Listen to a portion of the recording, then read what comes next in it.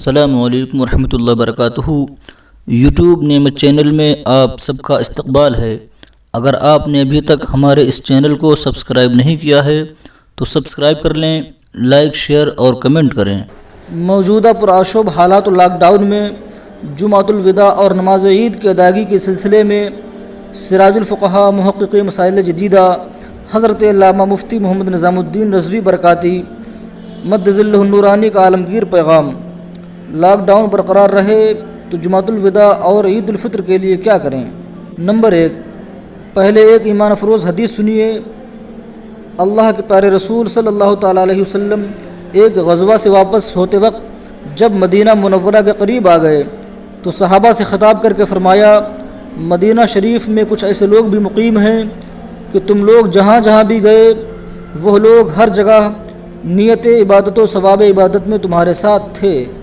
صحابہ کرام نے عرض کی: یا رسول اللہ صلی اللہ تعالیٰ علیہ وسلم، وہ لوگ تو مدینہ میں ہیں، ہمارے ساتھ شریک عبادت کیسے ہو گئے؟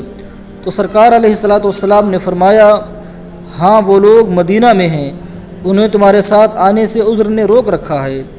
اس سے معلوم ہوا کہ دل میں نیت عبادت ہو مگر عذر کی وجہ سے نہ کر سکے تو عبادت کا ثواب پائے گا۔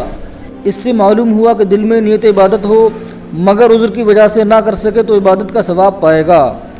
عمدۃ القاری شرح بخاری میں ہے کہ اس حدیث سے معلوم ہوا کہ جو شخص عذر کی وجہ سے نیکیوں کے کام نہ کر سکے حالانکہ اس کی نیت کرنے کی ہے تو اس کے لیے ان نیکیوں کا ثواب لکھا جائے گا۔ جیسا کہ ایک شخص کی آنکھ لگ گئی، اس وجہ سے صلاۃ اللیل نہ پڑھ سکے تو سرکار علیہ الصلاۃ والسلام نے فرمایا اس کے لیے نماز کا ثواب لکھا جائے گا اور اس کی نیند اس پر اللہ کا صدقہ ہے۔ اور کرمانی شرح بخاری میں ہے: فیہ دلیل علی ان المعذور له ثواب الفعل اذا ترکہ للعذر۔ یہ حدیث اس بات کی دلیل ہے کہ معذور عذر کی وجہ سے عبادت نہ کر سکے تو اسے عبادت کا ثواب ملے گا۔ آپ اس سال کورونا وائرس اور لاک ڈاؤن کے عذر کی وجہ سے جمعۃ الوداع اور نماز عید کی جماعت میں حاضر نہیں ہو پا رہے ہیں، مگر خدا کریم کے کرم کی بارش سے آپ فیضیاب ضرور ہوں گے۔ نمبر 2، جمعۃ الوداع کی فضیلت و ثواب سے سرفرازی۔ جمعہ کے بعد آپ حضرات تنہا ظہر کی فرض نماز اور سنتیں گھر میں پڑھیں، آپ کو ان نمازوں کا ثواب بھی ملے گا، ساتھ ہی عذر کی وجہ سے آپ کو جمعۃ الوداع کی جماعت میں حاضری کی بھی فضیلت حاصل ہوگی اور اجر و ثواب بھی ملے گا، جیسا کہ یہ سرکار علیہ الصلاۃ والسلام کی بشارت ہے۔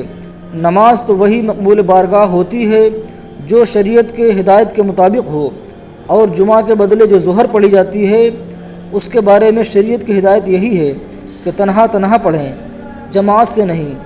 آخر جب شریعت طاہرہ اس پر راضی ہے کہ ہم تنہا پڑھیں تو ہم کو بھی اسی پر راضی ہونا چاہیے۔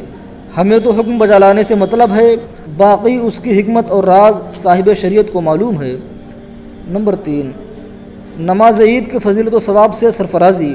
یوں ہی ہم لوگ لاک ڈاؤن اور دفعہ 144 کی وجہ سے نماز عید کی جماعت میں بھی حاضری سے محروم ہو رہے ہیں، مگر یہ صرف جسمانی حاضری سے محرومی ہے، کیونکہ نیت حاضری کی وجہ سے ہم عند اللہ وہاں حاضر ہیں اور ہمیں وہاں کی حاضری جماعت کا ثواب بھی پورا مل رہا ہے۔ اب اس کے ساتھ ہم گھر میں بھی نماز عید کے بعد کچھ عبادت کر لیں تو ہمارا ثواب انشاءاللہ دوبالا ہو جائے گا۔ در مختار اور بہار شریعت میں ہے کہ نماز عید کے بعد 4 رکعت نفل نماز گھر میں پڑھنا مستحب ہے۔